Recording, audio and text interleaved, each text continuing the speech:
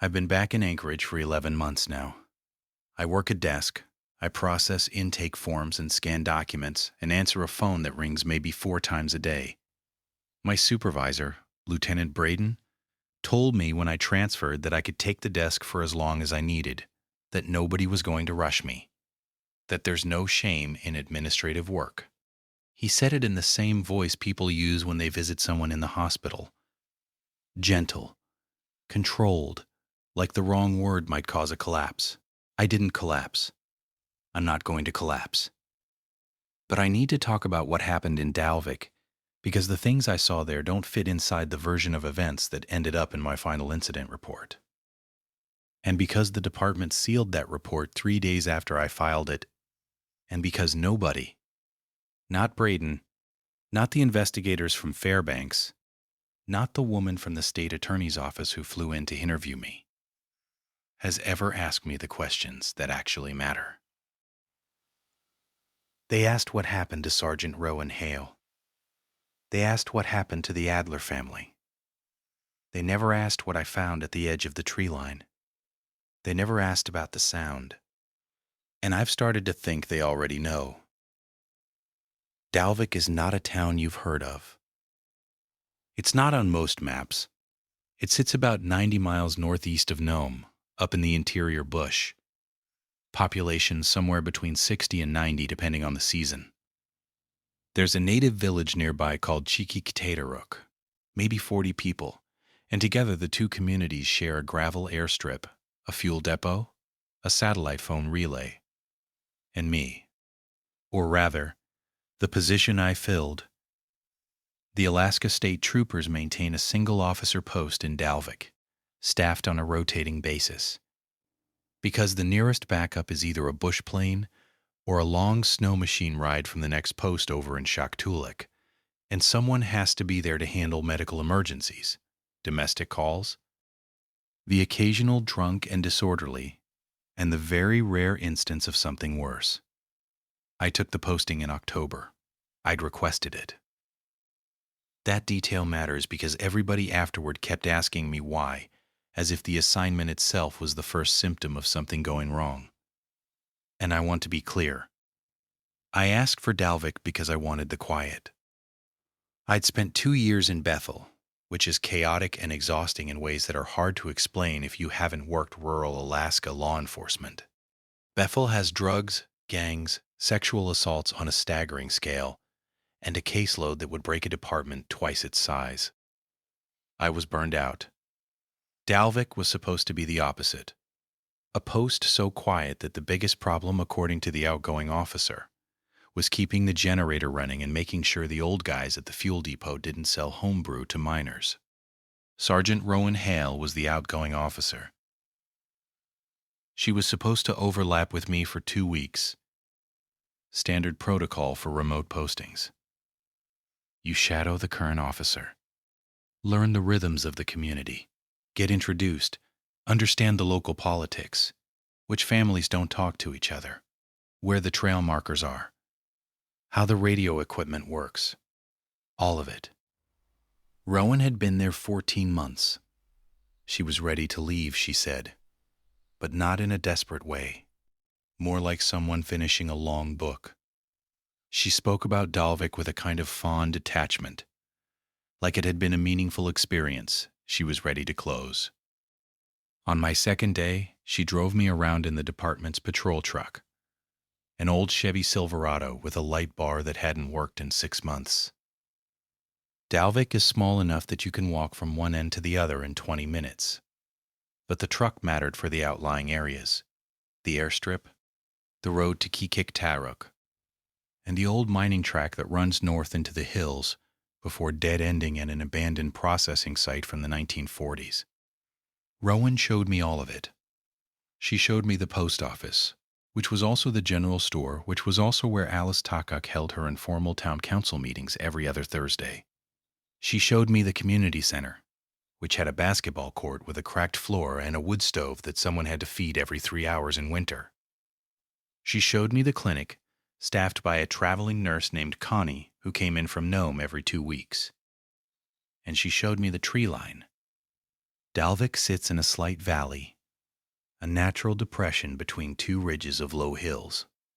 To the south and east, the land is mostly open tundra, scrub, lichen, frozen marshland in winter.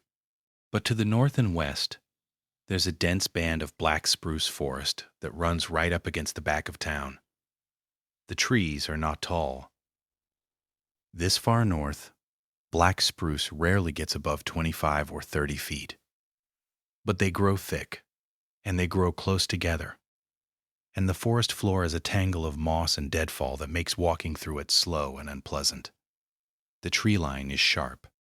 You can stand at the edge and look in and see maybe 30 feet before the darkness closes up.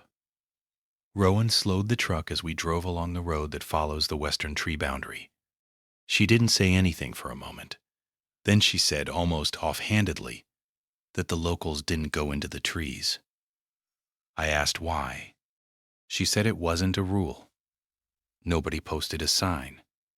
It was just a thing that people in Dalvik understood the way you understand that you don't swim in certain rivers. The trees were dense, easy to get turned around. No cell coverage, obviously. The GPS units didn't always behave well under that canopy, and there had been some incidents, she said, over the years. People going in and having trouble finding their way out. A hunter from Creepypasta, maybe 10 years ago, who walked in one morning and was found almost 2 miles north of where he should have been, disoriented, dehydrated, unable to account for the time. Things like that. Not dramatic. Just enough that people stayed out. I asked if she'd been in. She said once, at the beginning, just to see.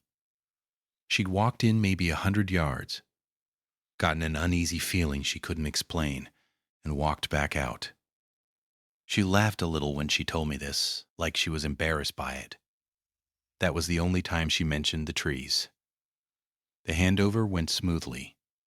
Rowan showed me the filing system, the radio protocols, the emergency contact sheet, the generator maintenance schedule, and the small armory in the back room of the post, which contained a Remington 870, a bolt-action rifle, and about 200 rounds of mixed ammunition that I hoped I'd never need. She introduced me to the people who mattered. Alice Takak, who ran things in Dalvik with a quiet authority that had nothing to do with any official title. Frank Delaney, who managed the fuel depot and could fix anything mechanical. Pearl Woodward, the oldest person in town, 86, who lived alone in a cabin at the southern edge and who Rowan checked on every other day. And Thomas Avalik, an elder from Creepypasta, who served as an unofficial liaison between the village and the post. Rowan flew out on October 17th. The bush plane came at 11 in the morning. She loaded her bags, we shook hands, and she told me to keep the wood stove in the post going because the electric heater was unreliable, and to make sure I stocked up on fuel before November because the deliveries got irregular after that. Normal advice. Practical. She climbed into the plane and it lifted off over the tundra, and I stood there watching it until it was a speck. And then I walked back inside and sat down in a quiet building in a quiet town and thought, this is exactly what I needed. For the first 3 weeks it was. I settled into a routine. Mornings I'd check the radio, make coffee, walk the main road through town. People were friendly in a reserved way, which is typical of small Alaskan communities. They'd wave, stop to talk if they had something to say, but nobody lingered or made social calls for the sake of it. I'd check on Pearl every other day like Rowan had. I'd drive out to the airstrip once a week to make sure nobody had left any debris on the gravel. I'd handle the occasional minor issue, a dispute about a property line, a kid who threw a rock through Alice Takak's window, a man from Creepypasta who showed up at the post drunk and crying about his ex-wife and just needed someone to sit with him for an hour. Nothing that required a report. Nothing that raised my heart rate. I slept well. The post had a small bedroom in the back, and the wood stove kept it warm. And the silence outside was the kind of silence that you feel in your body, a weight that presses softly against your eardrums until you stop noticing it. I'd lie in bed and listen to nothing and fall asleep faster than I had in years. The first thing I noticed was the dogs. Dalvik had maybe a dozen dogs, most of them mixed-breed working dogs that people kept chained in their yards or let run loose depending on their temperament. They were tough, well-adapted animals, the kind that sleep outside in sub-zero temperatures without complaint. I'm a dog person. I paid attention to them.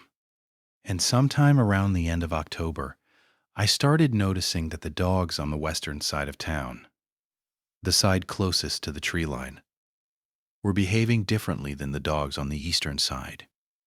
It was subtle. The eastern dogs were normal.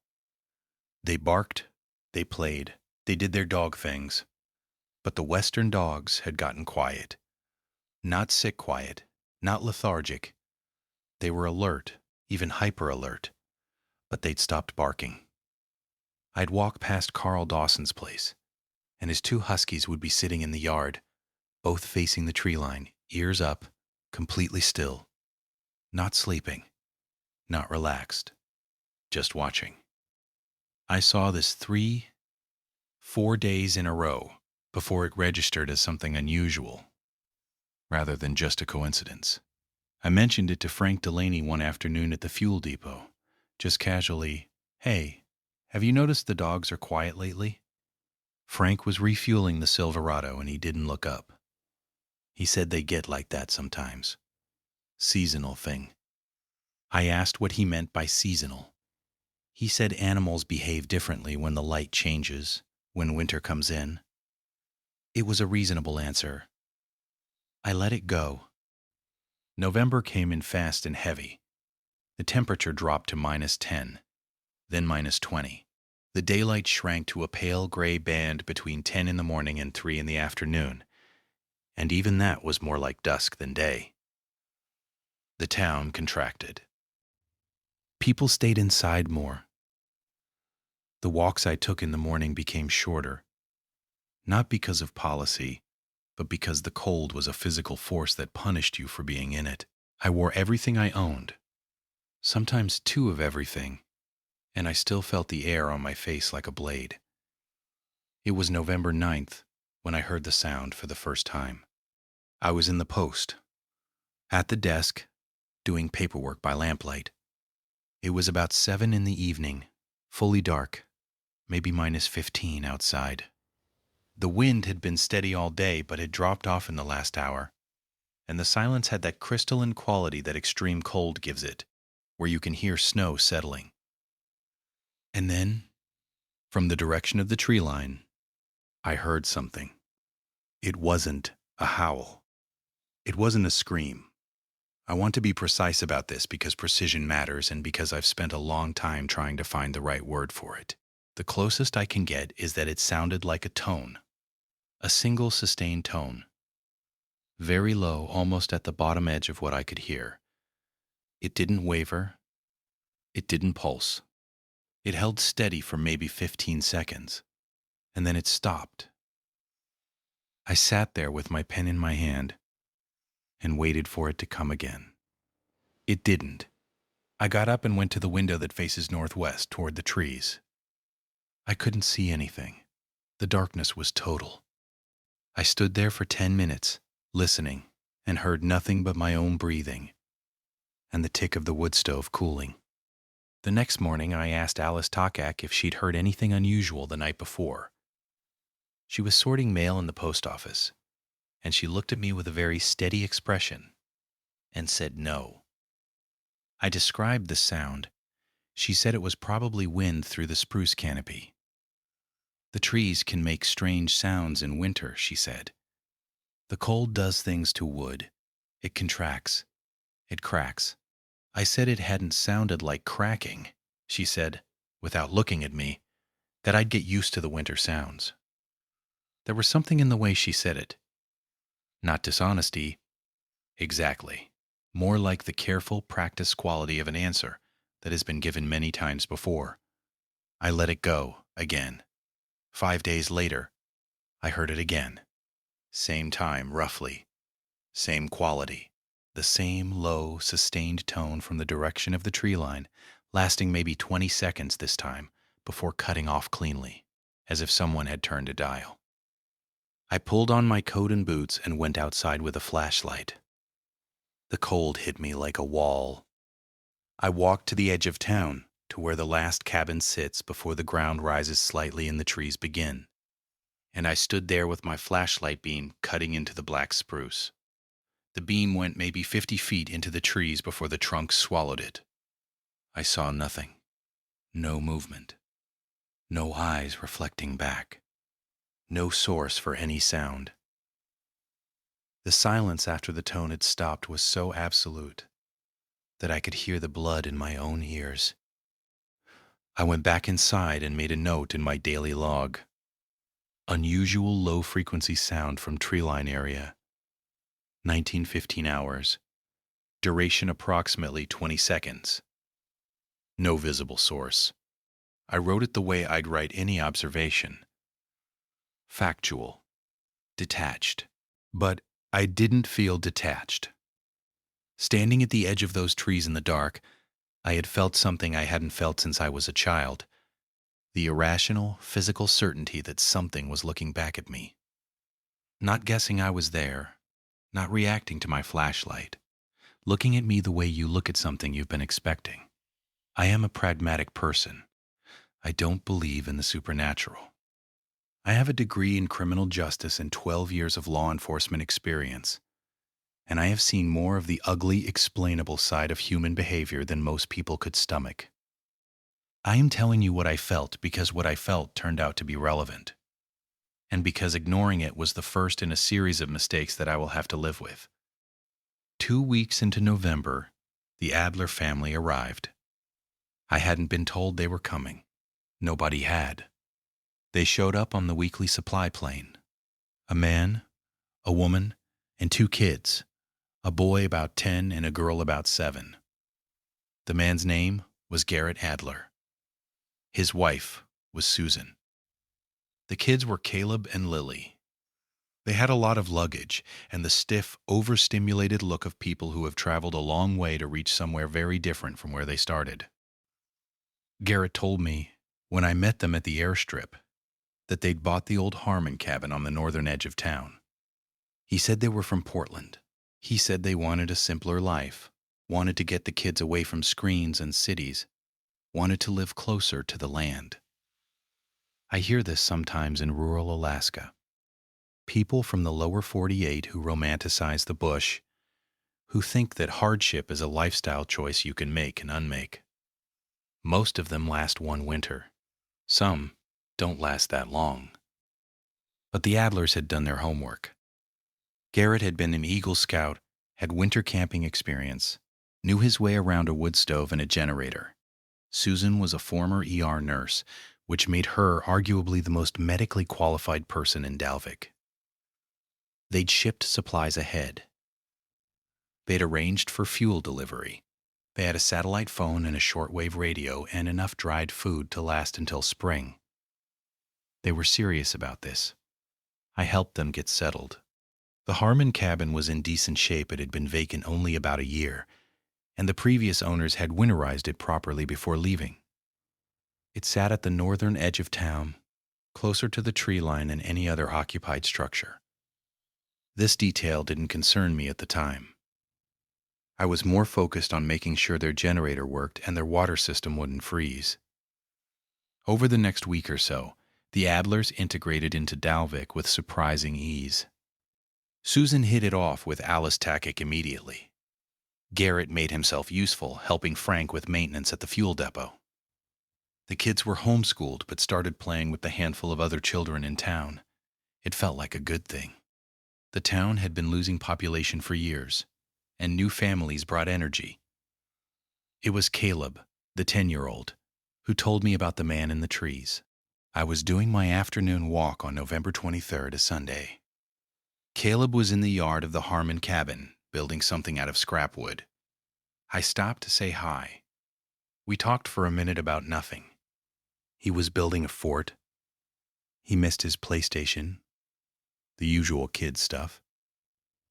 And then he said, very casually, that he'd seen a man standing in the trees that morning. I asked him what he meant. He said he'd gotten up early, before his parents, and looked out the back window of the cabin, the one facing north, toward the tree line, and there was a man standing just inside the edge of the trees. Not walking, not doing anything, just standing there, facing the cabin. I asked what the man looked like. Caleb said he was tall. He was wearing dark clothes. He couldn't see his face because of the shadows. I asked how long the man stood there. Caleb said he didn't know, maybe a few minutes, and then he went to get his dad. And when they came back to the window, the man was gone. I asked if Garrett had reported this to me. Caleb said his dad told him it was probably just somebody from town out for a walk. Nothing to worry about. I told Caleb that if he saw the man again, he should tell his parents, and his parents should call me on the radio. He nodded and went back to his fort. I walked the tree line behind the Harmon cabin for about a quarter mile in each direction. The ground was frozen and dusted with snow. I didn't find any tracks. That evening I radioed Garrett Adler and asked about the figure his son had seen. Garrett was friendly, dismissive. Kids imagine things, he said. It was barely light out. Probably a shadow or a tree trunk that looked like a person. I agreed that this was likely. I didn't tell him about the sound I'd been hearing, because at that point I still believed the two things were unrelated, and because I didn't want to be the officer who spooks the new family with campfire stories their first month in. This is the decision I replay most often. November continued. The days kept getting shorter.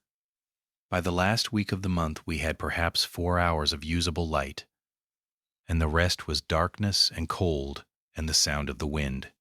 I heard the tone twice more, once on November 20th and once on the 27th, both times at night, both times from the direction of the tree line, both times that same sustained, low, unwavering note that stopped as cleanly as it started. I logged both instances. I started timing them. The duration was getting longer. The first time I'd heard it, it lasted maybe 15 seconds. By the 27th, it held for almost 45 seconds. I drove out to Kikik-Tataruk on the 28th and found Thomas Avalik in the community hall, mending a net. Thomas was in his 70s, lean and deliberate in the way he moved and spoke.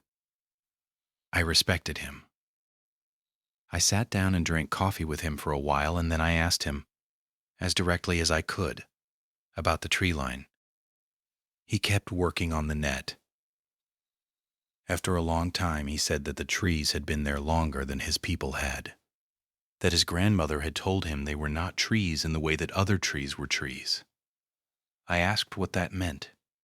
He said that in the old language, the word for that particular stretch of forest translated roughly to the place that listens. Not a place that was haunted. Not a place where spirits lived. A place that listened. I asked him what it listened to. He looked at me, and his eyes were not afraid but very serious. And he said, "Us." I pressed him. I asked if people from the village had had experiences in the trees. Bad experiences. He set the net down and told me a story. He said that when he was a boy, maybe 12 years old, a woman from the village, he didn't say her name, walked into the trees one afternoon in December. She was gone for 3 hours. When she came back, she was physically fine.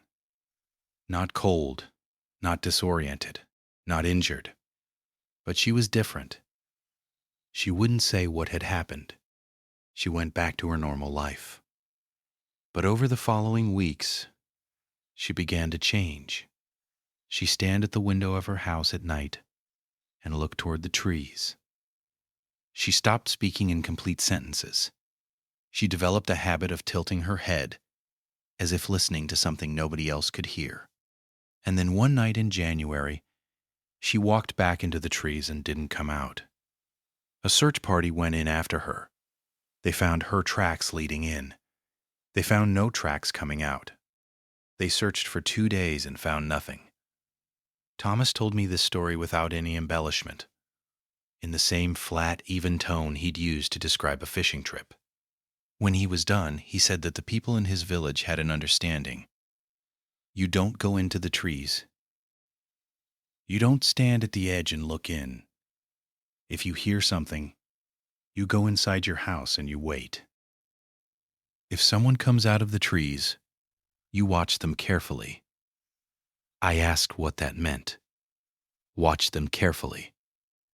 He said, you make sure they came back whole. I drove back to Dalvik as the last gray light was draining out of the sky, and I sat in the post for a long time, thinking. I had 2 competing instincts. The law enforcement part of me said this was folklore. Every isolated community has stories about the scary place nearby. It's how people process the legitimate dangers of a hostile landscape. They wrap it in narrative, give it structure, make it into a story with rules, because rules make danger feel manageable. But there was another part of me, a newer part, that had been growing since October, that said Thomas Avalik was not a man who told stories for entertainment. He had told me something true. Not metaphorically true. True. December began and the dark settled in like something solid. On December 3rd, I was doing my morning walk when Susan Adler intercepted me outside the post office. She was wearing a heavy parka and her face was tight with cold. And something else. She asked if we could talk privately. I brought her into the post and made coffee, and she sat across from my desk and told me that Garrett had started behaving strangely. She said it had begun about a week ago. He'd become restless at night. He'd get up and stand at the back window, the north-facing one, the one that looked toward the trees. For long periods, she'd find him there at 2, 3 in the morning, just standing in the dark, looking out. When she asked what he was doing, he'd say he couldn't sleep. But he didn't come back to bed. He stood there until morning. She said he'd also started taking walks in the evening, after the kids were asleep. Long walks. She didn't know where he went. He'd be gone for an hour, sometimes more, and come back cold and quiet and go straight to bed. I asked if he seemed depressed, if the isolation was getting to him. She said she'd considered that. But she said it didn't feel like depression. Depressed people are heavy, she said. They slow down. Garrett was the opposite. He was alert, energized almost, but focused on something she couldn't see. She said it was like watching someone fall in love with something they won't tell you about. That phrase stayed with me. Fall in love with something they won't tell you about. I told her I'd talk to him. She thanked me and left. That evening, around 5, I walked over to the Harmon cabin. Garrett answered the door and invited me in. The cabin was warm and well kept. The kids were doing schoolwork at the kitchen table. Susan was making dinner. Garrett and I sat in the front room and I asked him, casually, how he was adjusting. He said great. He said he loved it here. He said the silence was the best thing that had ever happened to him. I asked about the night walks. He paused, and something shifted behind his eyes. Not guilt, not surprise, but a quick recalculation, as if he was deciding how much to tell me. He said he was an insomniac, always had been. Walking helped. He liked the cold. He liked the stars. I asked if he'd been walking near the tree line. The pause was longer this time. Then he smiled and said, no, just around town. He said the trees were too dense to walk in and too dark to see anything. He asked why I was asking. I said his wife was worried. He nodded, and the smile didn't change, and he said he'd talk to her. He thanked me for checking in. I left. Walking back to the post, I stopped and looked north. The tree line was a black wall against a marginally less black sky. No sound, no movement. But the feeling was there again, that sensation of being regarded by something patient. I radioed Shaktoolik that night and spoke to the nearest trooper post. I told the dispatcher I had a potential wellness concern with a resident and wanted it noted. She asked for details. I gave her the basics. New resident, possible insomnia, wife concerned about behavioral changes. The dispatcher said she'd flag it and asked if I needed backup. I said no. There was nothing to send backup for. A man wasn't sleeping well. A man was taking walks. That's not a crime. That's not even an anomaly. It's December in the Arctic. Everybody gets a little strange. But I started watching the Harmon cabin. Not formally. Not with any protocol. I just made sure my evening patrol took me past it. And on the night of December 7th, at about 10:30, I saw Garrett Adler leave through the back door and walk north, toward the trees. I followed him. I kept my distance, maybe 150 yards. And I didn't use my flashlight. The moon was out, nearly full, and the snow on the ground reflected enough light that I could see his shape moving ahead of me. He walked steadily, not hurrying, not looking around. He walked directly to the edge of the tree line and stopped. He stood there for a long time. 5 minutes. 10. I was crouched behind a snowdrift about 100 yards back, freezing, watching him through binoculars.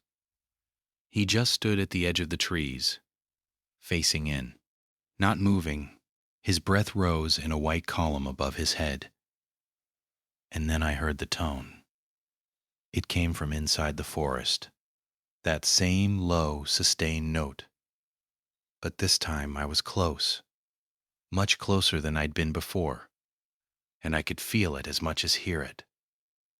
It resonated in my chest, in my teeth, in the bones of my face. It was not mechanical. It was not wind through wood. It was a produced sound, a deliberate sound, and it was coming from something inside the trees. Garrett Adler did not flinch. He didn't step back. He tilted his head slightly to the left, as if listening more carefully, and then he took a step forward, into the trees. I stood up. I called his name.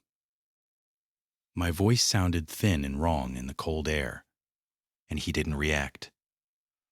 He took another step. He was past the first row of trunks now, the darkness folding around him. I ran. I covered the 100 yards clumsily, my boots punching through the crust of snow, and I reached the tree line just as Garrett was disappearing into the deeper dark. I grabbed the back of his jacket and pulled. He was stronger than I expected. He didn't fight me.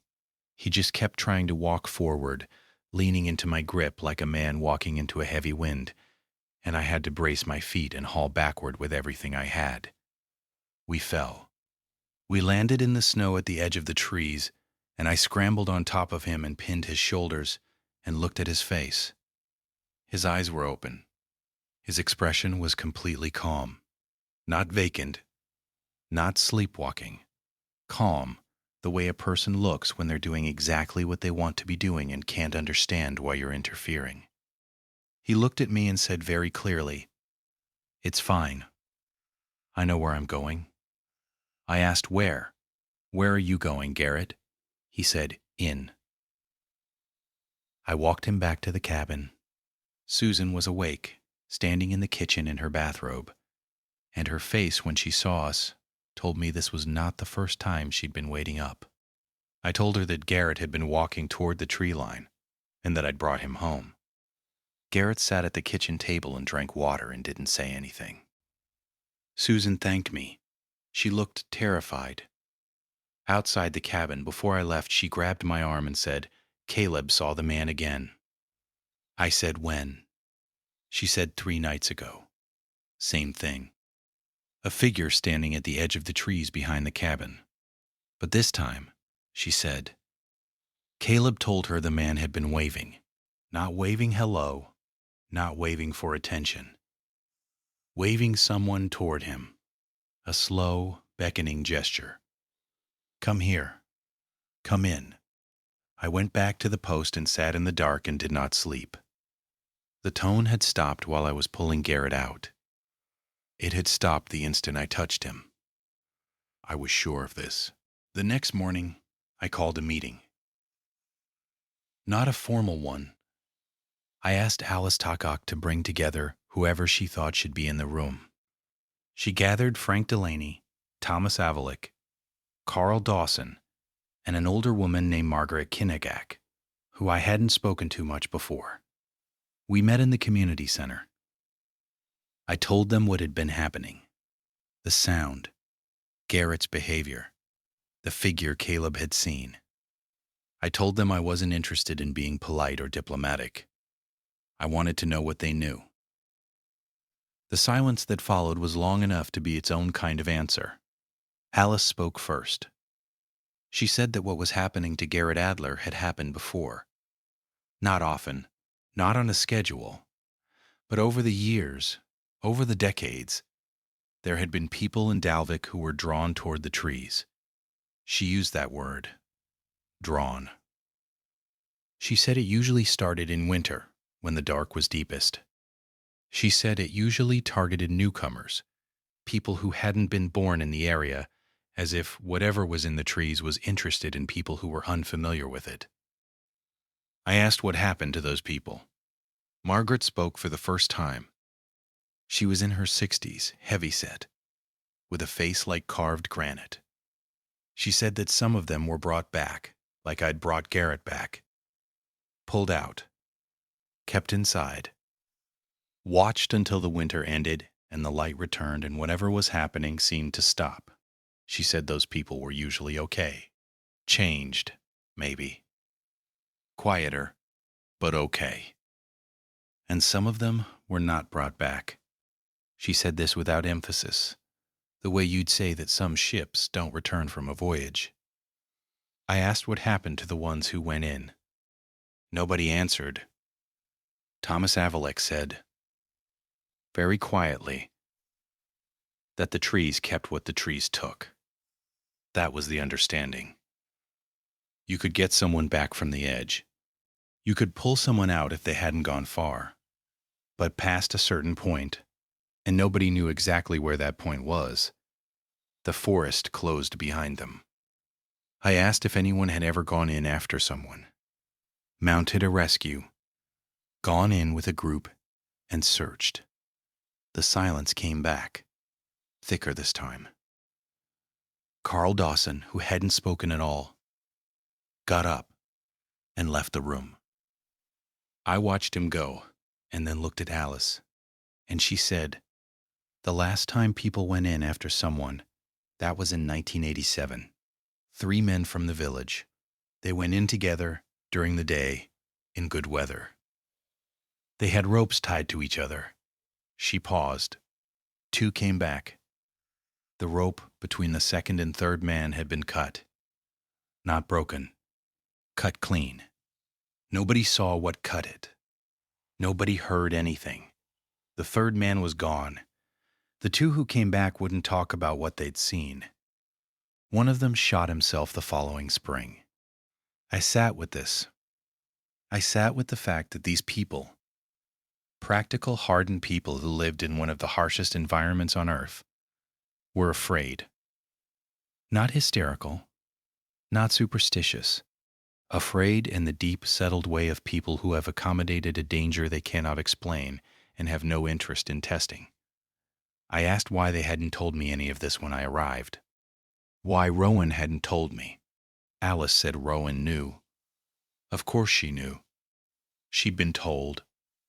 But Rowan's interpretation, like the interpretation of most officers who came through Dalvik, was that these were local beliefs, cultural, not operational intelligence. Alice said she'd stopped trying to convince outsiders a long time ago. She said the trees were patient, and the posting rotated every 18 months. And the troopers who came and went were usually here during the light months when nothing happened, and by the time winter came they were either about to leave or too practical to listen. She looked at me with an expression that was neither angry nor resigned. It was assessing. She was trying to determine whether I was someone who would listen. I told her I was listening. We made a plan. It wasn't a sophisticated plan because the situation didn't lend itself to sophistication. The Adler family needed to be kept away from the tree line. Garrett needed to be watched. The children needed to be watched. I would increase my patrols on the northern edge of town. Frank would rig up a battery-powered spotlight that we could aim at the tree line from the roof of the community center. And Thomas would do something he described only as preparation. He didn't elaborate, and I didn't ask. For the next 10 days, the plan worked. Garrett Adler stayed in the cabin. Susan kept the back curtains drawn. I walked the tree line every night with my flashlight and my sidearm, though I had no idea what I'd shoot at. The spotlight Frank installed threw a harsh white beam into the first 30 yards of trees, and within that cone of light the trunks stood like columns, and nothing moved, and nothing was visible except wood and snow and shadow. The tone continued. Every 2 or 3 nights, always after dark, always from somewhere deep in the forest. It was getting longer still. On December 14th, I timed it at just over 2 minutes, and it was changing in another way I found harder to articulate. It had started as a single flat note. Now it had texture. There were harmonic layers in it, overtones that shifted and moved within the fundamental frequency. It sounded less like a tone and more like a voice, not speaking words, not singing, but producing something that was structured in the way that language is structured, as if meaning was being transmitted in a form I couldn't decode. On December 15th, Pearl Woodward died. It wasn't related, or I don't believe it was related. She was 86. She had congestive heart failure, and she died in her sleep, which is the best any of us can hope for. I found her the next morning during my regular check. She looked peaceful. I recorded the death, contacted the medical examiner's office in Nome via satellite phone, and arranged for the body to be kept in the community center's cold storage room. An unheated annex until transport could be arranged. But something happened at Pearl's funeral that changed the trajectory of everything. The service was held in the community center on December 18th. Nearly everyone in Dalvik and Kikik-Tataruk attended. Margaret Keenhagic spoke. Thomas sang something in the old language. People brought food. It was solemn and warm in the way that funerals in small communities are. Less a performance of grief than a collective acknowledgement of loss. Garrett Adler was there. He'd been quiet all week, compliant, no more nighttime wandering. He sat with his family, and he looked normal. He ate. He talked to people. But I was watching him. I was always watching him by then, and midway through the gathering I saw his attention shift. His head turned toward the north wall of the community center, the wall that faced the tree line. His eyes unfocused slightly, the way they do when someone is listening to something distant. I looked around the room. Nobody else seemed to notice. The conversations continued. Food was passed. But Garrett was listening. And then Lily, his 7-year-old daughter, tugged on Susan's sleeve and said, clearly enough for me to hear from 10 feet away, "Mommy, who is that man looking in the window?" The window was on the north wall. I crossed the room in 3 steps and looked out. The spotlight from the roof was on, throwing its beam into the trees. The window faced the open ground between the community center and the tree line, maybe 40 yards. There was no one there. I saw snow and darkness and the hard edge where the light met the trees. But Lily was still looking. She was pointing. Her finger was aimed not at the open ground but at the tree line itself, at the point where the spotlight beam penetrated the first few rows of trunks. I followed her finger and looked again. I saw it. Between two black spruce trunks, just inside the shadow beyond the reach of the spotlight, there was a shape. It was tall. Too tall, was my first thought, and I corrected myself immediately because people looked distorted in partial light through glass. It was standing very still.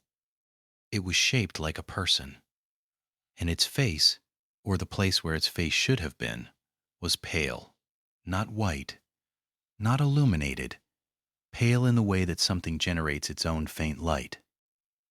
I stared at it for maybe 5 seconds. Then Alice Takik appeared beside me and drew the curtain shut in one fast motion.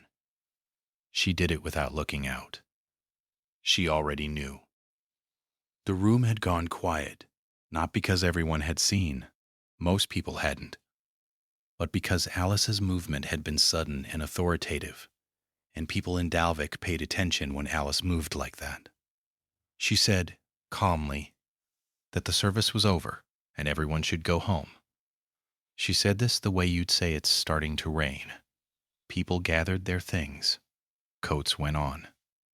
Nobody argued. Nobody asked questions. The room emptied in 5 minutes.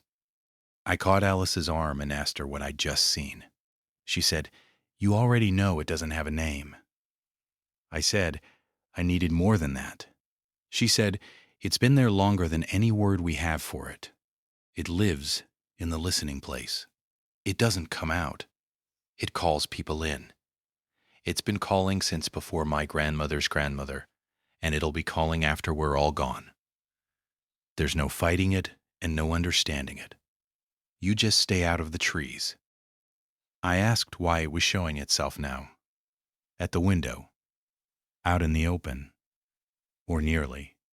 Alice looked at me, and for the first time I saw real fear in her face. She said, "It's never done that before." That night, I didn't sleep. I sat in the post with every light on and the Remington across my desk. And I listened to the silence, and I waited for the tone. It didn't come. The silence was worse. At 6 in the morning, still dark, I was making coffee when the radio crackled. It was Susan Adler. Her voice was very controlled, the voice of someone who has been trained to manage emergencies. And she said, "Officer, Garrett is gone. The back door is open. The children are gone." I was in the truck in 30 seconds. I drove to the Harmon cabin with my lights off. I don't know why. Some instinct about not wanting to announce myself. Susan was standing in the kitchen. The back door was wide open. Cold air was pouring in. The children's beds were empty. Garrett's boots were by the door. He'd gone out in his socks. Susan said she'd woken up at 5:30, and he wasn't in bed. The kids' room was empty. She'd checked every room, the yard, the road. Nothing. She'd looked out the back window and seen 3 sets of footprints in the snow, leading north, toward the tree line. I told her to stay in the cabin. I told her to lock the doors. I went out the back and picked up the tracks. 3 sets. 1 large, 2 small. Garrett carrying nothing, wearing no shoes. The children's prints were spaced normally. They were walking, not running. Nobody was being dragged. They walked in a line. Garrett first, then the larger child, then the smaller. I followed the tracks to the tree line. They went in. I stood at the edge, and I looked at those tracks disappearing between the trunks, and I thought about the story Alice had told me. 3 men went in with ropes. 2 came back. One didn't. The rope was cut clean. I thought about Thomas of Alex saying you could pull someone back from the edge, but not from deep inside. I thought about the figure at the window. I thought about how Garrett had said, with absolute calm, "I know where I'm going." I don't want to describe this part as if it were an adventure. It wasn't. It was the worst thing I have ever done. The forest was dark in a way that the word dark doesn't capture. My flashlight beam was useless. It illuminated the trunk directly in front of me and nothing else. The trees grew so close together that I had to turn sideways to fit between them. The ground was covered in deep moss that had frozen into a hard, uneven surface that grabbed at my boots. The silence inside the trees was different from the silence outside. Outside, silence is the absence of sound. Inside those trees, silence was a presence. It had weight and texture and intention. It pressed against my ears like water. I followed the tracks. They were clear in the thin snow that had sifted between the trunks. 3 sets, still in a line, still walking calmly. I moved as fast as I could, which was not fast. I counted my steps. 50. 100. 200. The tree line was behind me and I could no longer see it when I looked back. The forest looked the same in every direction. At 300 steps, I found Caleb's jacket. It was on the ground, folded, not dropped, folded neatly and placed on a flat stone as if he'd stopped, taken it off, and left it there on purpose. The tracks continued beyond it. 3 sets, still calm. I picked up the jacket. It was warm, not residual body heat. Warm, as if it had been inside a heated room.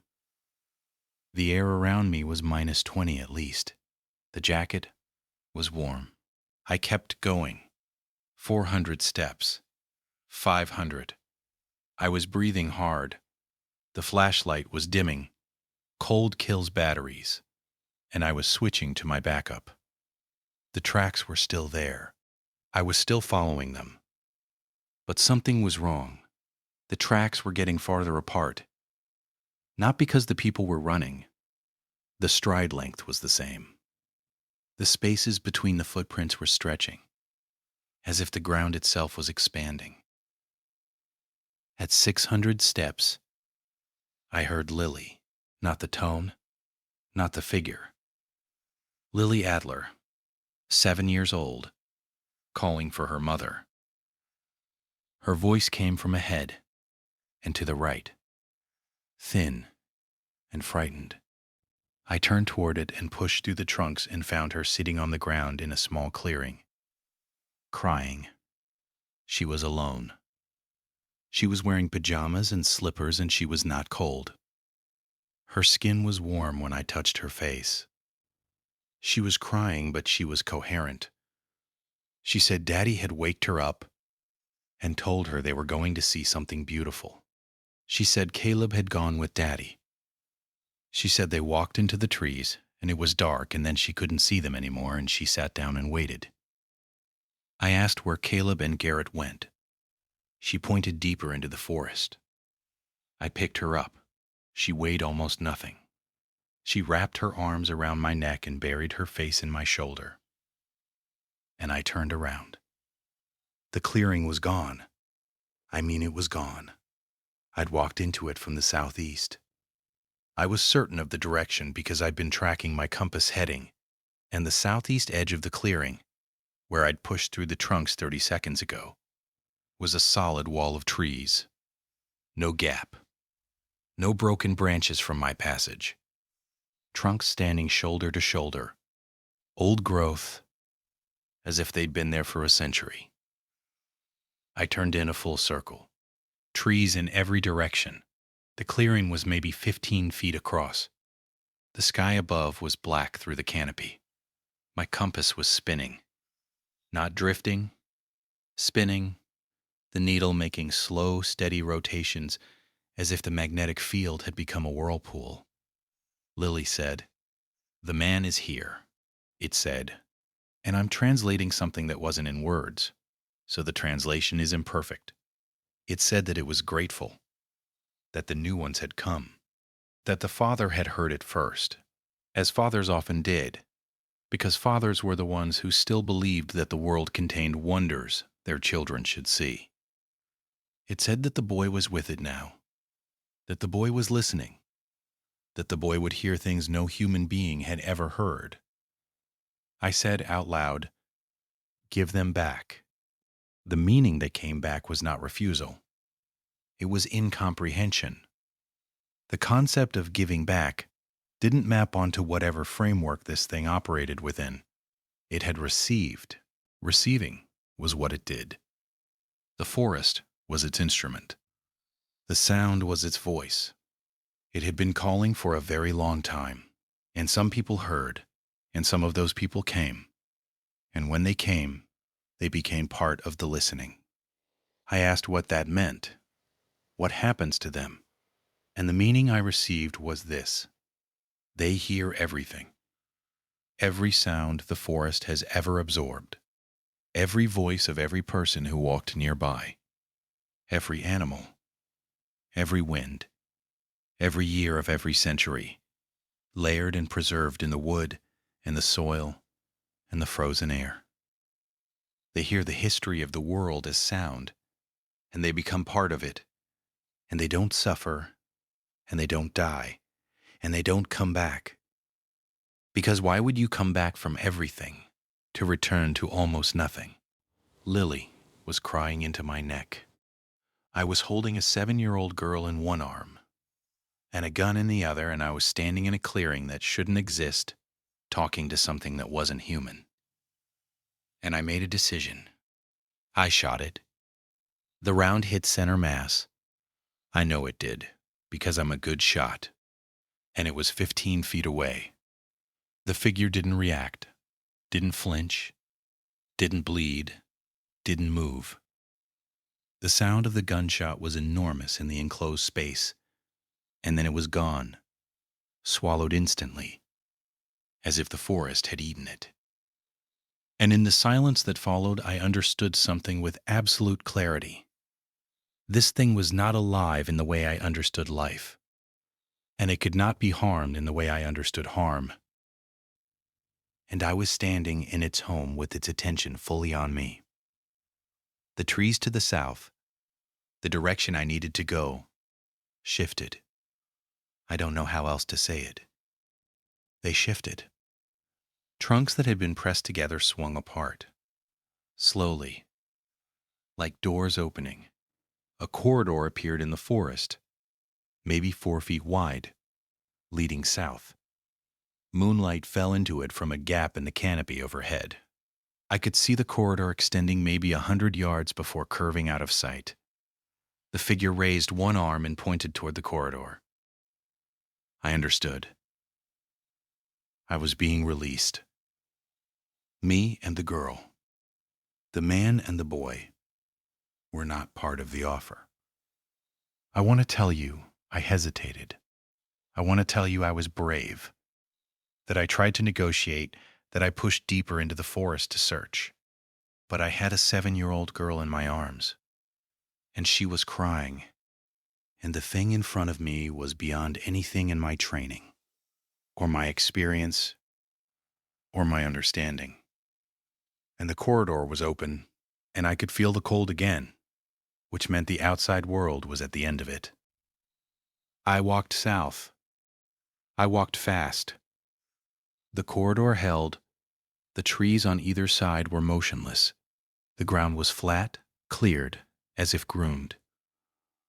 Lily's face was pressed into my shoulder and she didn't look up. I walked for maybe 10 minutes, and then the trees ended and I was standing in oaken snow with the lights of Dalvik ahead of me, and the sky overhead was full of stars, and I was out.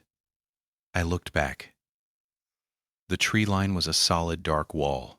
The corridor was gone. I brought Lily to the community center where Susan was waiting with Alice and Frank and half the town. Susan grabbed her daughter and held her and didn't make a sound, but her face collapsed in a way that I can still see when I close my eyes. I told her that Garrett and Caleb were in the forest. I told her that I had gone in. I told her that I had found Lily and brought her out, but that I could not bring out the other two. I didn't tell her about the figure. I didn't tell her what it communicated to me. I told her that the forest was impenetrable, that I lost the trail, that conditions made further search impossible. I told her I was calling for emergency assistance. I radioed Nome. I radioed Fairbanks.